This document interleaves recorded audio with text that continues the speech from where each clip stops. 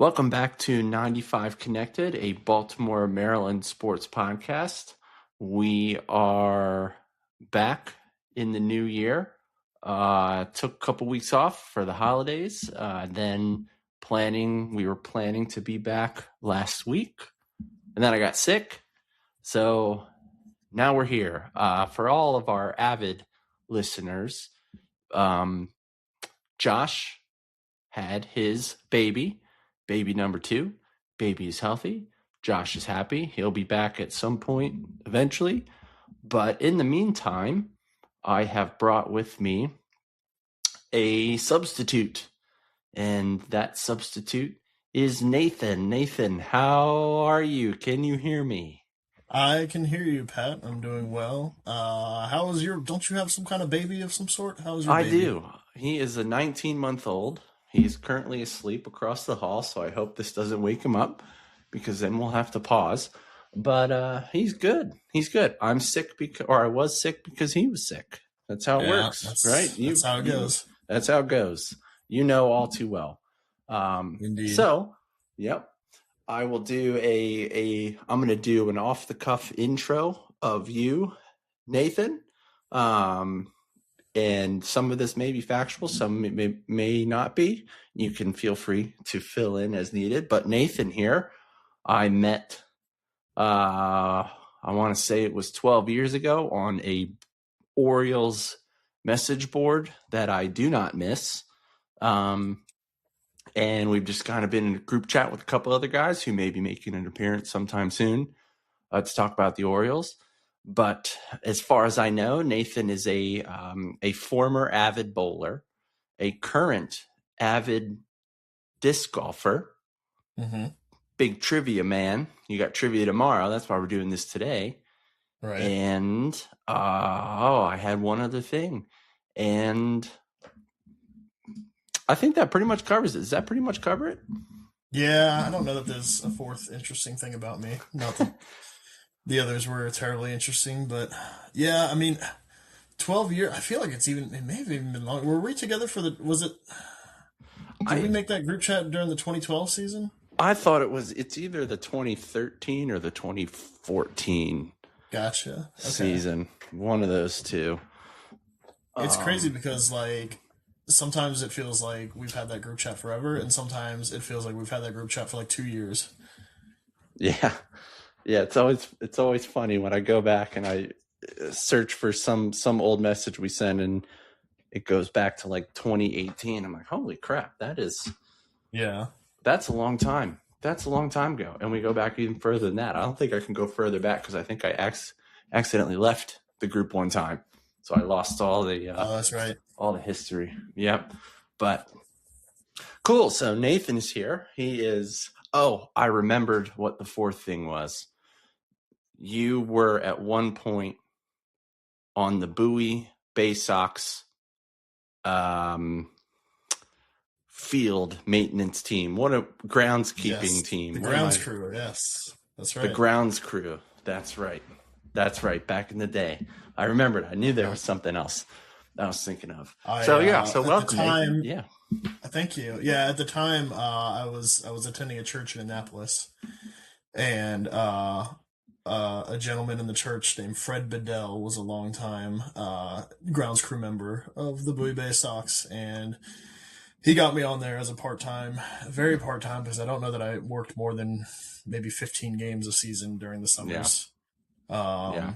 But it was definitely an enjoyable experience. It was a lot of you get to the park a couple hours before the game, and it's a lot of work to get the field ready, and then you just and then it's like nothing for about an hour, hour and a half, and then all you have to do is drag the field a couple times, and then once the game's over, then it's back at it, and trying to fix the mound and the batter's box and Yeah. rake up all the little dirt pellets that got into the infield grass and all that. Did you ever have to dance like some of those grounds No, crews they do? never got me to do any of the cool stuff. Uh, And during I want to say it was the '06 season was when Dirty Jobs filmed there. So Oh, the head groundskeeper Matt Parrott was on, and I can't remember if Fred was on or not. Um, but yeah, they came and did like a segment. I think it was like the beat that wasn't the main intro, but it was like the some of the filler role for that episode. yep. I remember that episode very well. I was a big Dirty Jobs guy back in the day. Nice. I'm looking at that '06 Bay Sox team. You got Jeff Fiorentino on that Yeah. team. Brian Bass. That's kind of a name if you're an Orioles fan, but not a name to anyone else. Oh, Dustin Yount. It's Classic. funny. A lot of the guys that I remember are guys that never made it to the big leagues. So like Noah Yep. Hall, he was like a Yep. regular. They had this big first baseman named Mario Machado. Um, and they had a Mario dude Delgado, it looks like. Mario Mario Delgado, Delgado. sorry. Yep. And they had a dude called Leo Daigle. And I remember he got ejected one time, and he was like, he came over to us because he kind of sat out in right field by the clubhouse and was like telling us about it, like umpire, if he's going to call it 3 inches off the plate, then he can't call the inside corner and all this stuff. Yep. And it was just kind of inside baseball. Fun to Yeah. hear. Cool. All right.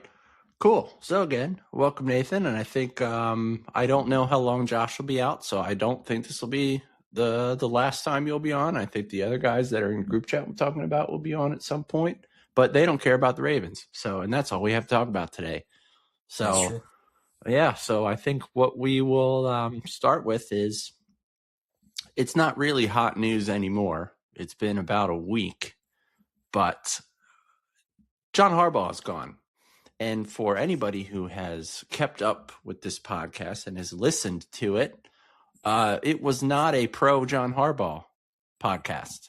It was definitely a we need something new. I think when I did the last one a couple weeks ago, I pretty much said if they don't make the playoffs, he needs to go.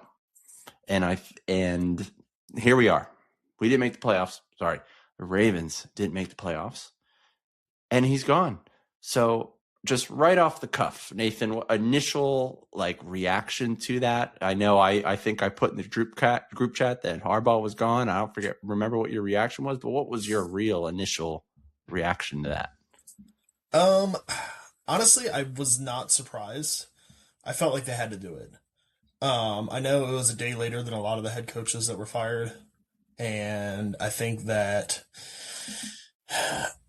in talking to some other Ravens fans that I know, I think that they expected the opposite. They expected him to stay on. But I just felt like there was enough smoke around the team in terms of players aren't responding to him anymore. And the main thing that I felt like, maybe not the main thing, but one thing I felt like Steve Bisciotti needed to take into account was the sort of growing apathy among the fan base. Mm-hmm. Not to be like the fans control the team type of fan, but you could tell this season coming off the heels of several recent playoff appearances that ended in disappointing fashion, coming off of several dozens of regular season defeats from the jaws of victory. Yeah. You could sense that the fan base was growing apathetic. There were a lot more empty seats than there typically are. And even later in the season, when they still mathematically had a playoff shot, I would see posts about how ticket prices were super low. And I felt like if they kept John Harbaugh on, you were starting to tread dangerous ground in terms of losing a fan base. Yeah. And so that's why I felt from an owner's and like a business perspective, why I felt like he was going to get rid of Harbaugh. Yeah. Did you see anything on the press conference that Bisciotti and Eric DeCosta had today on this whole thing? Just a snippet about like I've heard a few things here and there. I've heard something that Harbaugh was fired over the phone, which I think a lot of Hmm. people didn't like. I heard today about, I guess he was joking about if Tyler Lute makes the field goal, Harbaugh's here for an extra week, Yep. or uh, if Harbaugh signs with the Steelers, then they'll sign with Tomlin, that sort of thing. Yep. Yeah. Because he didn't. I didn't watch the whole thing either. It was an hour long. I have a job. Didn't want to watch it, so I just pulled up the bullets. But it didn't sound like he really mentioned the the fan apathy thing, but I agree wholeheartedly. I started noticing that probably around 2000. I want to say, oh, I think it was 2015 was the first year within the John Harbaugh era where you looked at that team and said, that's not a good team. They went 5-11. I think that was the year that was the year where Joe Flacco ended up tearing his ACL during a loss to the Jaguars. I think he actually finished that drive. He He did, finished the yeah. drive. He tore his ACL, but they ended up losing that game. I was at that game. Then you had Ryan Mallett, Jimmy Clausen, and Matt Schaub finish out the year. Oof. Um, Oof, yeah, that Jimmy Clausen game. One of them was the Gold Pants game. Gold Pants game. I was also at that game, but that year and the following year, I really did start to see more seats than I had ever seen in going to Ravens games for 15 years at that point. And I'm like, well, is that just because they're losing? Probably. And then 2017 comes around, he had that whole kneeling thing, and that's what a lot of people say started the apathy. I disagree. I think it started before that because there was a poor, just poor on field performance. And then we get to 2018, and they're 4-5. And everybody, this was national media, this was local media, this was fans, said Harbaugh's on the ropes. If they can't turn it around, I think he's done. And then it just so happened that Joe Flacco gets hurt and they have to thrust Lamar Jackson into the starting role, and they win 6 in a row. And win the division, they make the playoffs, and they're off and running in the Lamar Jackson era. But he was on the ropes then. Yeah. So, I agree. My first reaction to it was actually I got a text from Josh. We were on FaceTime with my in-laws who are Steelers fans, and got a text from Josh, and I had to pause everything and said, "Hey, Harbaugh just got fired," and I was giddy. It felt good. I think that this is good. Something is happening. I had this my own apathy where I said nothing that I want to happen in the sports world is ever going to happen. The Orioles are Right. never going to sign anybody. They're never going to fire John Harbaugh. They're going to kick Lamar to the curb, whatever. So far, of those three things, the opposite have happened, and I'm happy. But I think, the next phase is what we'll talk about eventually is that then now what? You know, so looking back on Harbaugh's tenure, the Mhm. national media was quite taken aback by this firing, and that's because as the national media, they have to pay attention to everybody. They didn't watch the Ravens week to week. They looked at box scores. Um, they looked at primetime games and the playoffs. That was their vision of the Ravens and everything around it. So they said, well, how can you fire a guy who has this type of record? He's won a Super Bowl, all of that stuff. And I get it. I get it. If you look at his career as a whole, his whole career is basically the Ravens. Obviously, he had his little special team stint with the Eagles where he came from, but Right. looking at his career as a whole, I think if you were to put a letter grade to it, I think the national media and all those who did not sit and watch them every week would say an A. And I think it's because they're going to put that Super Bowl on there. They're going to say he's a Super Bowl winning coach. And when you think about it, we're about to be on Super Bowl 60 this year. So you figure what? Belichick's won 6. Chuck Noll won 4. So that's 10 of them out of there. So what do we think? 40 coaches maybe have won Super Bowls ish. So he's among it's the probably top less than 40. that because you got Yeah. Jimmy Johnson's got 3. Yep. What's the old 49ers coach? Levy? Oh shoot. I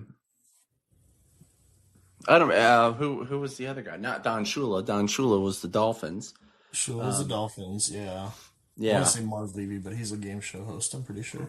But, okay, so maybe it's probably under 40. So if you look at it from that perspective, you say, all right, yeah, he's one of the best coaches of all time because he's won a Super Bowl. Well, Doug Peterson's also won a Super Bowl. So Brian Billick's won a Super Bowl. Are these guys in the best? But I think that's how they would grade it. How would you grade him? Just a letter grade. Levy. Oh, Marv Levy, there you go. We're smart. You're smart. I didn't know that. No, he's the Buffalo coach. Who's the 49ers coach? Marv Levy was the Bills coach when they lost 4 Super Bowls in a row. That guy's a scrub. I'm thinking of West Coast offense. But talking back to Harbaugh, I mean, if you zoom out and look at his career, I mean, he's 14th overall in total wins as a head coach. I mean, he's got a career win percentage of 614. He averaged 10 wins a season, 180 wins in 18 seasons. I mean, I think if you ask a Ravens fan at the start of the 2008 season, hey, you got this brand new coach, John Harbaugh, and you laid out his career, I would say, yeah, I mean, he's definitely got an impressive resume. I think overall, in terms of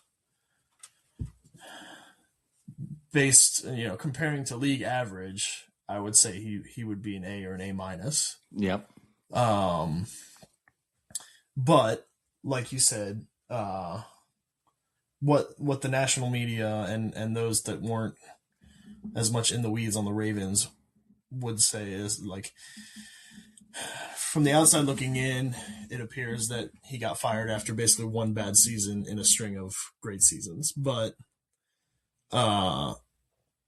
there's a lot of games that you can look back and say they were mismanaged. Mm-hmm. Whether they just simply came into the game seemingly unprepared, or whether they blew a big lead. There were a lot of big games where it felt like the players weren't up to the game. Now you can try to put that on the players, and maybe some of that blame does belong with the players. But what's the coach there for?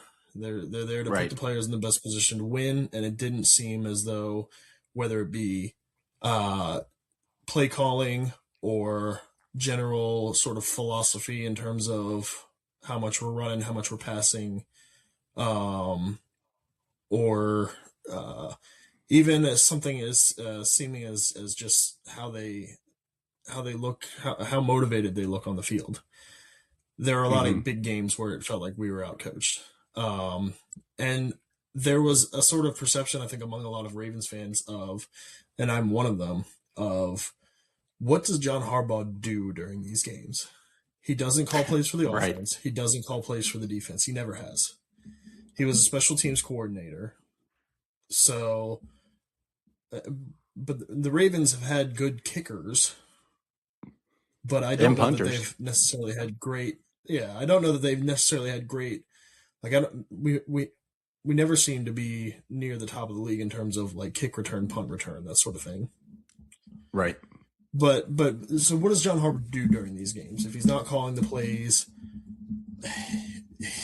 The meme is a sort of him with his hands up in the air, screaming at a referee, Yep. or making poor challenges, that sort of thing. And so I think that's Yeah. what a lot of Ravens fans had problems with John Harbaugh with.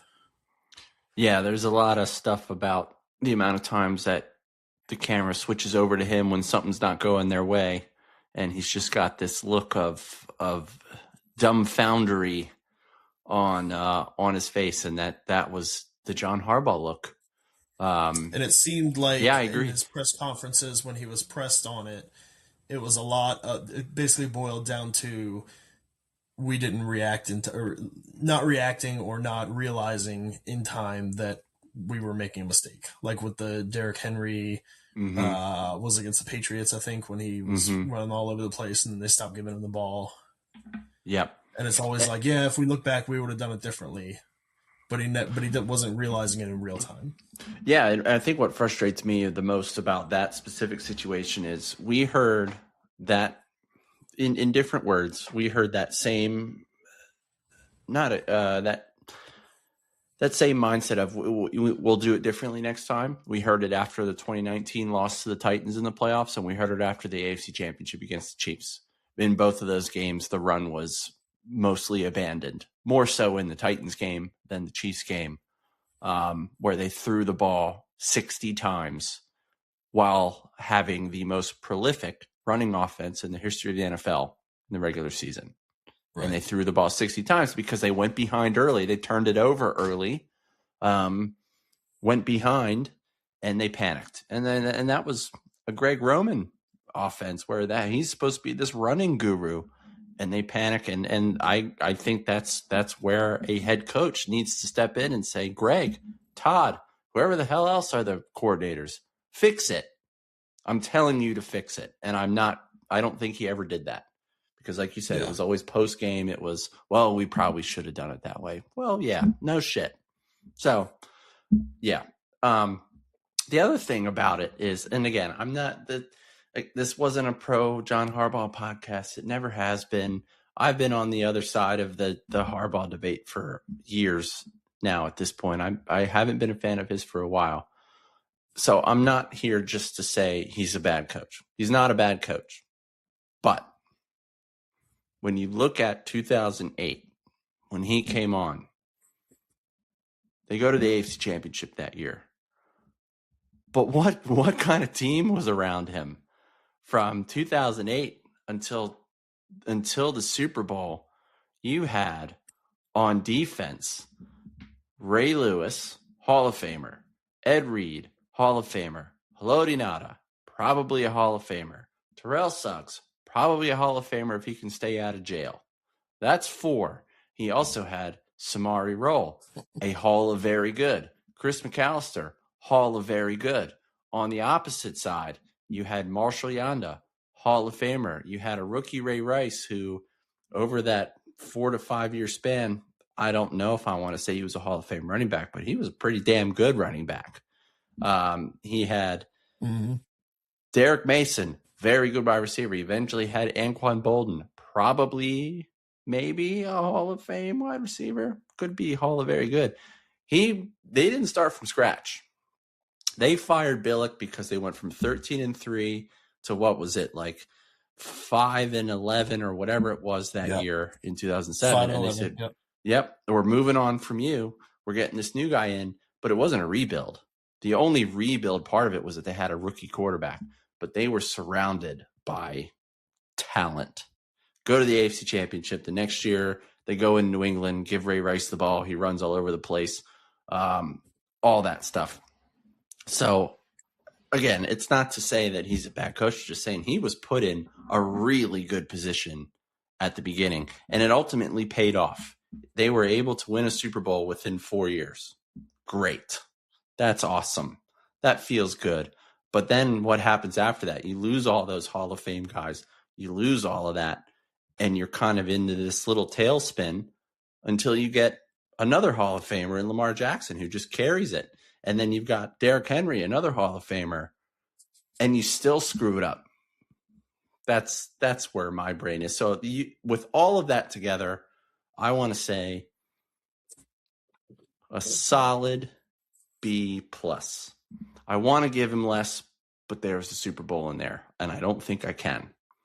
So I Yeah. want to be somewhat fair. And thinking back to his early tenure versus recent years, I think a lot of his early years, even they had talent obviously, but it still felt like the Steelers were dominant back then. Obviously, you had Mm-hmm. the Patriots. Early in his tenure, it felt as though the Ravens would win a lot of playoff games that they weren't supposed to win. Yep. Whether it's beating New England, I mean, they seem to be the only team that could go into New England and win. Not as much success against the Steelers, but they did have a little bit there, and of course then the 2012 Super Bowl run versus recent years with Lamar, and now you're feeling as though they're losing playoff games that they should be winning. Right. Yep. Yep. Agree. And I think the last thing, I think maybe, because that'll be a good transition into talking about Lamar, but one of the last things that kind of put a bow on the Harbaugh era is there were multiple times within the Harbaugh era, the Super Bowl year included, where word got out about effectively a mutiny. One of them was led by Ed Reed, where at some point in the season, I think they were kind of struggling a bit. Ed Reed stood up.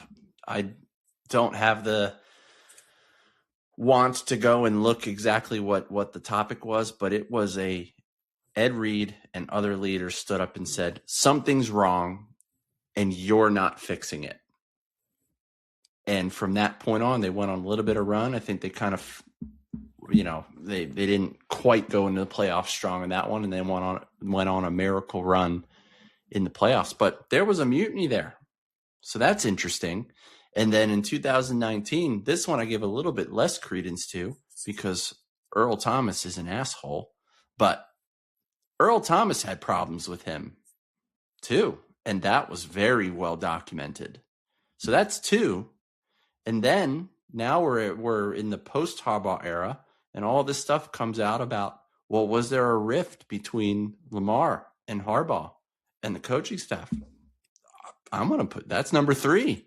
So there's something there. That's definitely a smoke fire situation. But like I said, to put a bow on it, the city is free of him, and it's hopefully what they can find, and we'll talk about that shortly.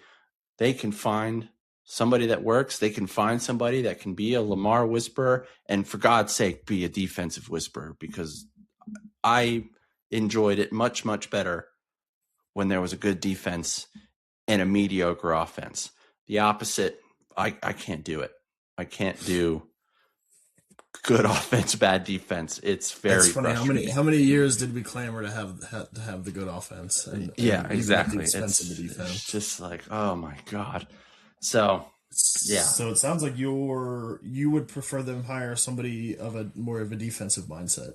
I think so. So I think we'll go there next, and then we'll go to Lamar. So I'm just thinking of who the coaches that are out there. Like if I'm thinking I want a defensive minded coach of the hot names that are out there, I think Brian Flores would be the top one from a defensive minded coach perspective and the names that people know. There's a little bit of history there with him in Miami. Apparently, I think Ryan Fitzpatrick went on somebody's podcast, maybe it was even his, and said when things started to get tough, he changed, and it was not for the better.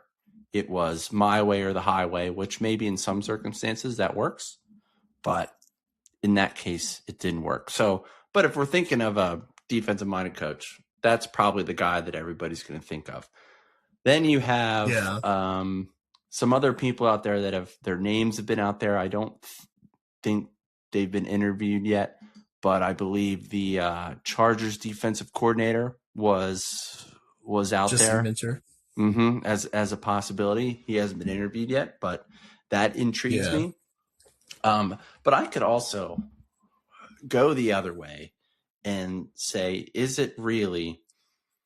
that where they need to go, or they just need to find the right fit on defense. Because Brian Billick was an offensive mind. He was supposed to be this offensive genius, but then they gave him Kyle Bowler for most of his career. So, what are you going to do there? And they found, they had Marvin Lewis, who was a great defensive coordinator. They had Rex Ryan, who was a great defensive coordinator. So I don't think it's make or break for me if they hire a head coach who's defensive minded. I think you can still succeed on defense with having an offensive minded coach with a good coordinator and a good support structure with that coordinator. But what do you think? What would you want out of a new coach? It's funny thinking, looking back at the fact that the Ravens, they had Billick for all those years. They had Harbaugh, who was a special teams coordinator. Mm-hmm. What was Ted Marchibroda's expertise? Because it seems as though they've never even had like a defensive head coach, despite Marchibroda was an offensive coordinator. So the Ravens, this franchise that's known for tremendous defense, historic defense, has never had a defensive coordinator as their head coach, essentially. That's an interesting fact. Yeah. I wouldn't mind a defensive head coach. I think you have Lamar Jackson on offense. That's going to get you at least top half of the league in terms of offensive production. Yep. And I think you do need to pair that with a competent defense. And if it's not through the head coach, then it needs to be through some sort of coordinator. Zach Orr, it's for whatever reason didn't seem like it was working out. The pass rush was non-existent. They didn't have great pass rushers under Wink Martindale, but at least they blitzed like hell and said, right, our corners are good enough to cover for 4 seconds, so let's try to get to the QB in that time through a 6-man blitz and see if we can make it work that way. But yeah, this Ravens defense was pretty toothless and completely toothless without Kyle Hamilton on the field. So yes. having a defensive head coach, you talked about Brian Flores. I happen to like Brian Flores. I think a lot of people tend to do this with head coaches where we don't look back enough and like remember the circumstances around their career. And I use Cam Cameron as an example, the former Ravens offensive coordinator. When the Ravens hired Cam Cameron, he was a hotshot offensive coordinator from the San Diego Chargers who had taken a young quarterback and a young running back and made them like 5th in the league in offense or something like that. And it turns out that young quarterback and that young running back were Drew Brees and LaDainian Tomlinson. And so at the time it was like, these were, I think they were either rookies or in their second year. And it's like, oh, Cam Cameron's got this great offense. And you look back years later after his mediocre stint with the Ravens, and it's like, oh, he just had Hall of Famers. Right. And got them to be the 5th best offense in the league. So when you look back at Brian Flores, you have to remember he was given probably one of the worst hands you could be dealt as a head coach. Mm-hmm. Hired on as the Miami Dolphins head coach to a roster that was so devoid of talent that Dominique Foxworth said that it was a safety hazard to the league and like a moral issue, how little talent there was on the Miami Dolphins, that these are not professional football players in the true sense. And their first year, they went 5-11, which outperformed any reasonable expectation. And the next few years, they have winning records after that. I think he went 10-6 and 9 so I can't remember if they had the 17-game season then, and he gets fired and he basically sues the league because he's on the premise of how can this be fair? I was given a team that was actively trying to lose and Right. tank for Tua, and then they get Tua, and I mean, I was never impressed with Tua. Some people will say that he looked good until the concussions, um, but Brian Flores gets run out of town. He sues the league. He ends up, and this is kind of why I'm a little skeptical about hearing from Ryan Fitzpatrick, because he has a job with the league. Right. And so it's just seems a little bit fishy that, like, now when Brian Flores is up for potential head coaching interviews again, he's coming out and saying these things. Maybe it's true, but on the other hand, it was also what, 5-6 years ago at this point. So, Yeah. 20 I'd his be more last. curious to hear what his current Minnesota Vikings players have to say, because the Vikings won multiple games through their defense this year. Yeah. I think did they beat the Lions twice? I think so. All Yep. all because they moved Jared Goff off the spot. Like, that's all they unlocked that key into beating the Detroit Lions. And so I think we need a guy like that can scheme up a defense, and if he's a hard ass, he's a hard ass. Like, Yep. I feel like some of these players could use something like that. Yeah. I think Um, if I were to think about current teams with a defensive minded coach, I mean I don't know how much you watched last night of that Steelers Texans game, but D'Amico Ryans, that's a former linebacker who has. I don't remember where they stand statistically, but I know they're among the best defenses in the league. And they held the Steelers touchdownless, which is something the Ravens couldn't do twice. mhm. So, and it was about that pass rush, and like you said, it looked like they were blitzing. They had a good defensive line, but it also looked like they cared. Versus, when Kyle Hamilton goes out, it just looked like 11 lost puppies. We don't know what to do. We can't cover this no-name wide receiver from the Steelers, and he's going to score a 40-yard touchdown to go ahead.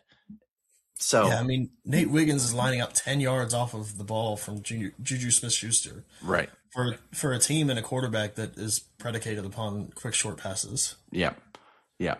So, yeah. So I what I agree. I think when I think of defensive minded coaches, that's where my head goes. Now, what Bisciotti was saying earlier today in the press conference, and for those listening, today will be Tuesday, but when you listen to this, will be yesterday. He said I don't remember the wording he used, but he noted that lots of head coaches these days call their own plays. I mean, the obviously the number one is you're probably throwing Andy Reid out there. You're looking at Kevin O'Connell. He's calling his own plays. You're looking at, I know he just got fired, Mike McDaniel. Like that seems to be the mold that he's looking at. And I know I just named 3 different people who could not be any more different from each other physically from a stature standpoint. But they call their own plays. They run their offense. So if I'm putting myself into Bisciotti's mindset, who he made it clear he's the one who's hiring this coach, he'll take input from the players. He'll take input from Eric DeCosta, but this is his decision. So that brings me to Cliff Kingsbury, Clint Kubiak, and unfortunately, Matt Nagy. And I know we just talked about how coaches maybe were dealt certain hands. I watched enough Bears in the Matt Nagy years because they were on prime time. No, I am out on Matt Nagy. Please do not sign Matt Nagy to be the head coach. But I'm intrigued by those other 2. Was that Mitchell Trubisky? Was that those years with the Bears? Mm-hmm. Yep. Gotcha. So that's I think that's where Bisciotti's head might be, which I think, again, if if you look at the hand, maybe Cliff Kingsbury was out. He had the Cardinals clicking offensively with a young Kyler Murray for a little bit. Yeah. I don't remember the exact reason for the fall off. Maybe it was a defensive thing. Maybe it was, all the stuff that people used to always say about Lamar Jackson. He's going to be figured out. Maybe Kyler Murray got figured out. Maybe it was Kyler Murray injuries, because I know he's been a little off and on the field a bit. But I'm intrigued by that. I don't know what I feel about when he was fired and then went on a little sabbatical to Taiwan. That's a little weird, but he had that Commanders offense with a rookie Jaden Daniels humming. So, and then this year they were dealt a bad hand with the Jaden Daniels injury and all that stuff. So it definitely is an intriguing thing. Clint Kubiak, somehow Sam Darnold has, again, second year in a row, performed at a high level. We'll see how he does in the playoffs, because that was the problem last year. When it came playoff time, he disappeared. We'll see if we see that again. But is how successful the Seahawks are? Is that a product of a guy like Jackson Smith-Njigba, who is just one of the best wide receivers in the league? Is it that type of thing, or is it, is he a whisperer? Do we need a whisperer, and is he that guy? Do the Ravens need a whisperer, and is he that guy? It's hard. I'm looking at Clint Kubiak, and I mean, I just don't know that I see a lot on paper other than the fact that his last name is Kubiak. Right. I mean, he was with San Francisco a couple years ago. So he's been under Kyle Shanahan. He's the Seahawks coordinator this year. He was in 2024. He's the Saints coordinator. He's bounced around a lot. He's been with 5 different teams the last 5 years. Wow. I did not realize that. Yep.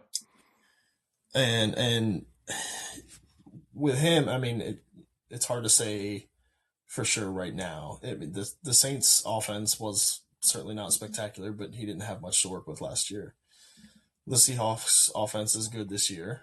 But like you said, they have a very talented wide receiver. I think they've had a solid running back there for a while, and Sam Darnold's done it on 2 teams now. So I think whether or not it ends up translating to the postseason with Sam Darnold, I think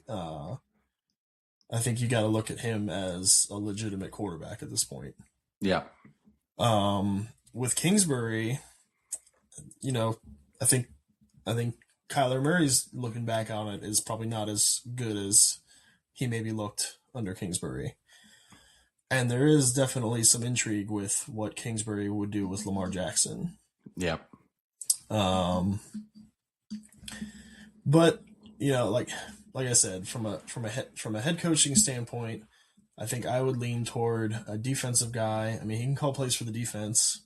I know there's some head coaches have done that. And Aaron Glenn on the Jets was criticized for not doing that this year, not calling plays for the defense, even though they brought him over as the defensive guy. So, speaking of Jets coaches with a defensive mindset, and those who maybe were dealt a bad hand, which every coach on the Jets has been dealt a bad hand for the last 20 years, Robert Saleh.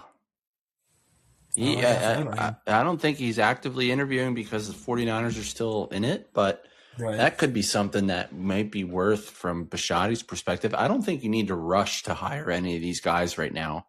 So, do you wait out a guy like that? Whether they, now that Kittle is hurt, and personally, I don't believe in Brock Purdy, but if they get knocked out, do you immediately give him a call, give him an interview? I think worth it. I think you have to. Yeah. Yep. I think he's definitely worth it. So, San Francisco's defense is killing it with their own issues on injury on that side of the ball. So, yeah, but I also think ultimately, let's say that's the direction they go. Defensive minded coach, Robert Saleh, Brian Flores, whomever it is, they need to get better personnel on that side of the ball.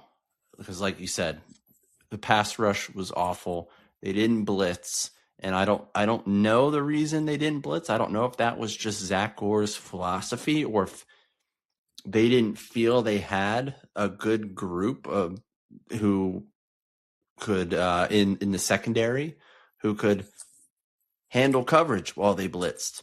I don't know. Who knows? But they need to figure that out because it doesn't matter how good of a secondary you have. If you don't have somebody who can hit the quarterback, eventually the wide receiver is going to win that battle.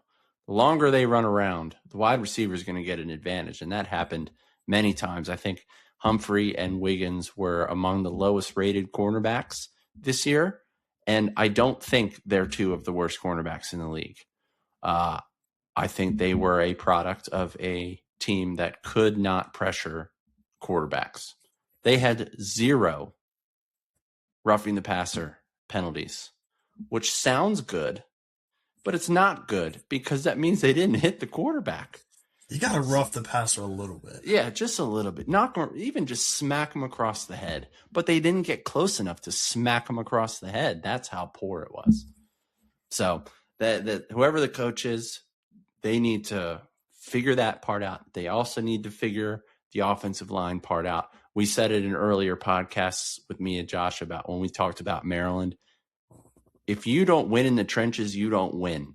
And that applies to the NFL. So that's where they need to focus. They've obviously got offensive talent. As much as I'm sick of Zay Flowers fumbling the ball, as much as I'm sick of Mark Andrews fumbling the ball, you've got a decent core there. I think they could always find somebody out there. I mean, they had DeAndre Hopkins. Didn't really get the ball as much as maybe he should have. But you've got a decent offensive core. You got to protect Lamar. And on the other side, you got to get to the quarterback. And that's how they're going to succeed regardless of the coach.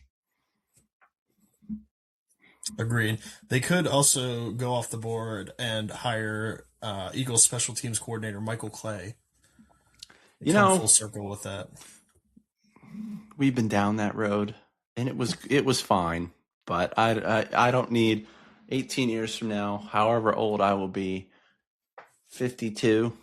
I don't need to go through this again in my 50s. I'm good. I'm all set. So, all right. I think the last thing that we want to talk about is this whole Lamar situation. So, I don't know how much you have heard, read, watched about these. It started with really the Wednesday practices, where it seemed like every week on Wednesdays, Lamar wasn't at practice. And then more stuff started coming out saying, well, he's staying up late playing video games. And then more stuff is coming out saying, well, he didn't want to get out of bed, so they had to move practice times, all this stuff. And then you look at the on-field play, and obviously he was not at the Lamar Jackson level that we know. So, is there truth to all that stuff? Who knows? Do you think there's truth to all that stuff? What do you think Lamar's problem? And when I say problem, I use that very lightly because he was still the reason they won some of those games, but could also be the reason they lost some of those games. But what do you think about this Lamar stuff? Yeah, definitely a disappointing year from Lamar. I think that I think Lamar gets a lot of unfair criticism, but I think Lamar is not. He's certainly not above criticism for a lot of the issues that have been on the team right now. He seems to be a guy that plays with and sort of lives his life with a lot of emotion. Mm-hmm. And when things are going great, that's great.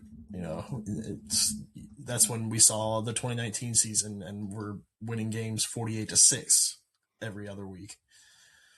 And I think when things start to turn sour, he's been known, I think, sometimes to seem as though like he's not as motivated. Right. And I think that from Lamar Jackson, if I'm Lamar Jackson, you don't want to. It's hard to put or compare being an NFL quarterback to a normal job, but I get the feeling that Lamar Jackson may not always be motivated because I think sometimes he questions the team's commitment to him in certain instances. Mm-hmm. Before he signed his extension, there was a lot of question about whether Lamar was going to resign. Is he really hurt? Is he pretending to be hurt? Is he, And I think the team didn't do him any favors in terms of squashing those rumors. Right. And then it happened again this season. They come out, they lose to Buffalo. They get smacked around by Detroit, and then they're losing in Kansas City. The Ravens are about to go 1-3, and Lamar walks off the field with he gets hurt during the game, and he gets carted off the field. And immediately, even among the Ravens fans forums, oh, he's not really hurt. He's just pouting. Right. And there wasn't a lot of after that game. There was a lot of like, oh, he's day to day, and that makes it sound like, well, if he's day to day, it means he's not really that hurt, or was he really hurt, or was he just, is it is this just him getting in his feelings again? And so, I think there's a little bit of not necessarily malice, but just sort of callousness, it seems like, between Lamar and the organization at times. Yeah. I remember when I forget what year it was he signed the extension, but there was all that chatter of, are they going to sign Lamar? And then ultimately, obviously they signed him, but in between that, he put out a post that said, I don't feel like I'm valued. I've asked for a trade.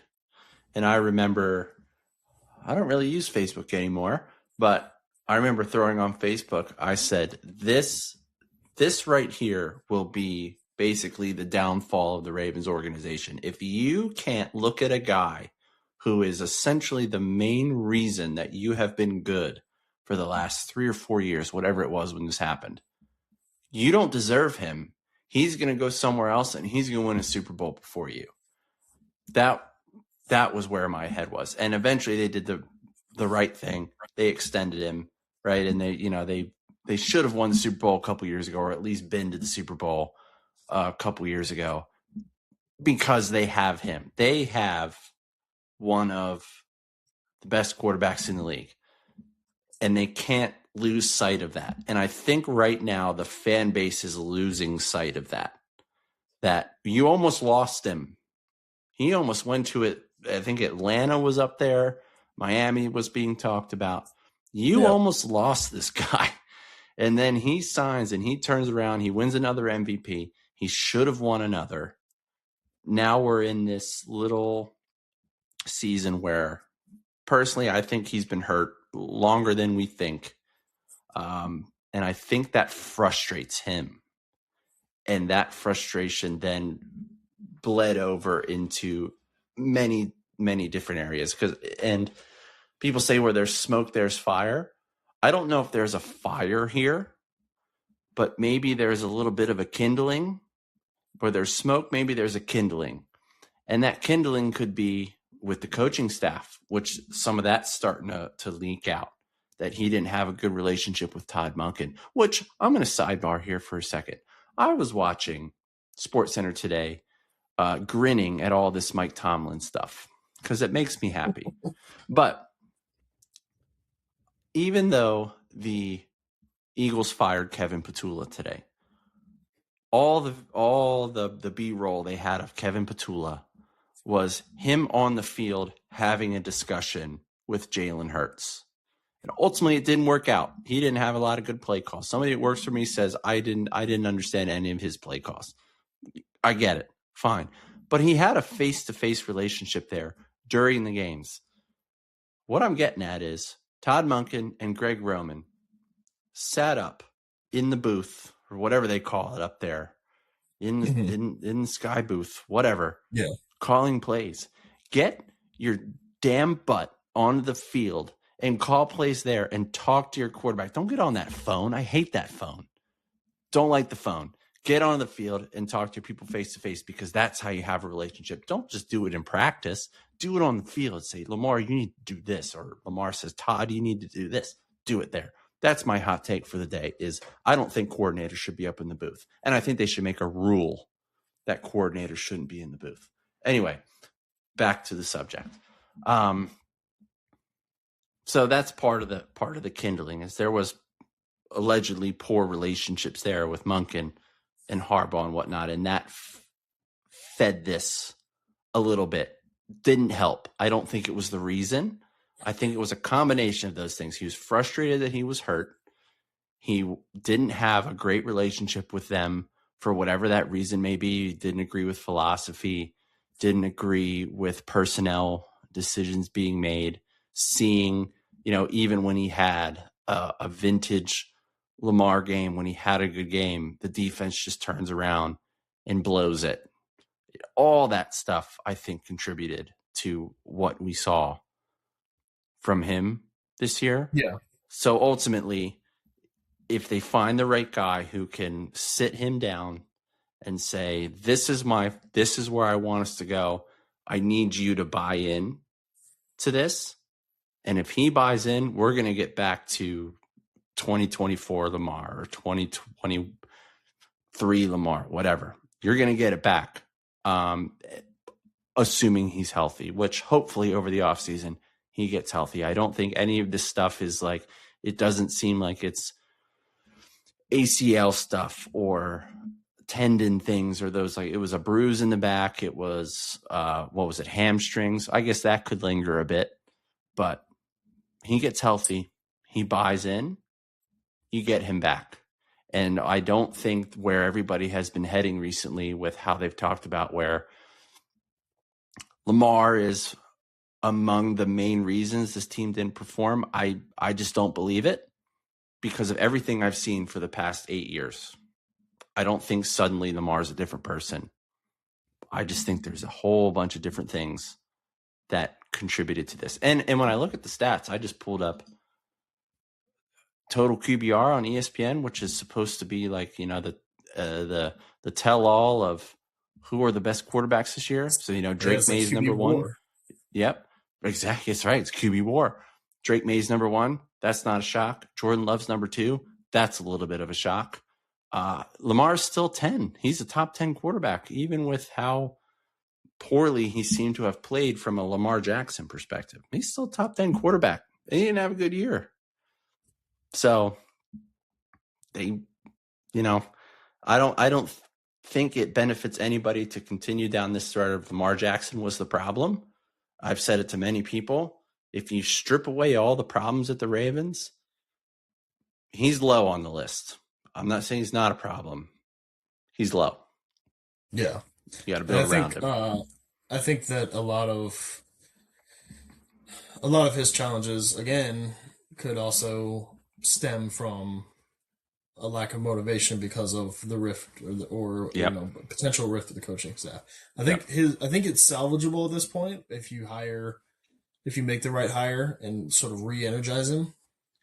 But you always talk about these athletes that are like not mentally like the rest of society. It's just like they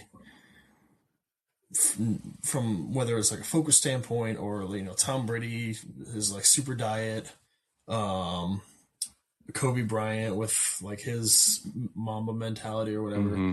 Lamar Jackson seems to be very human in terms of the way he conducts himself in a lot of situations. And I Right. think if you or I were working at a place where we didn't feel valued, it would affect the output of our work. And whether you want to, be Facebook commenter who talks about how many millions of dollars he makes and therefore he should never not be watching film and in the weight room, lifting weights and working out with his wide receivers while simultaneously watching film. Um, I think it would not surprise me if Lamar didn't work as hard this season because of the way he felt that Harbaugh was not supporting him the way that he should have, and that Yeah. things were just sort of repeating a cycle of the last few seasons where ultimately they come up short. Yeah. And I think he, at this point, I don't think he's happy that Harbaugh and Monken are gone. I don't think he's that type of person. But I think maybe this is a little bit of a weight lifted off his shoulders, in that maybe, like you said, a few years ago, he didn't quite feel as valued as he should have been. And that has affected him. And, he had this rift with the coaching staff that affects him. So now this weight is gone. So that's a positive. But now he can't psych himself out, because now with that part gone, your list of excuses for not winning in crunch time has been lessened. Right. It's not this coach anymore. You're getting a new coach. And if that's what you wanted, you're getting it. So this is your time. This is your team. It's been made clear by the owner. This is your team. So he needs to figure it out. And I will defend Lamar Jackson to the hills, but it's time to figure it out. Maybe I'll give him a year of grace. No year of grace. This time, this is it. It's time to get to it. So, yeah. Cool. Well, I think we pretty much exhausted Ravens talk. I am quite excited to not have to care about them for a while. That's a nice weight off my shoulders. I am not looking forward to a Bills Super Bowl appearance, but we'll see how that goes. So just to finish it off, it is a Terps and O's podcast. You watched Terps the other day. What do you think? It was not spectacular, to be sure. Yeah, they suck. It was what do they need to do? Still got to sign a pitcher. There we go. Cool. And I think we'll cover that in a couple weeks. I think we'll bring the other guys on here. We'll probably talk about rosters. We'll talk about, hopefully at that point, maybe they've signed somebody else. I'm not going to hold my breath, but we'll do a little preview. Nathan, you're welcome back anytime. I don't care if Josh is here. Thanks, He'll figure sir. it out. We can make it a 3-person thing. So, yeah. Thanks for jumping on. Good talk. And I'll catch you in the group chat. And all right, man. Thanks, everybody, for listening. And we'll see you next week. See ya. All right.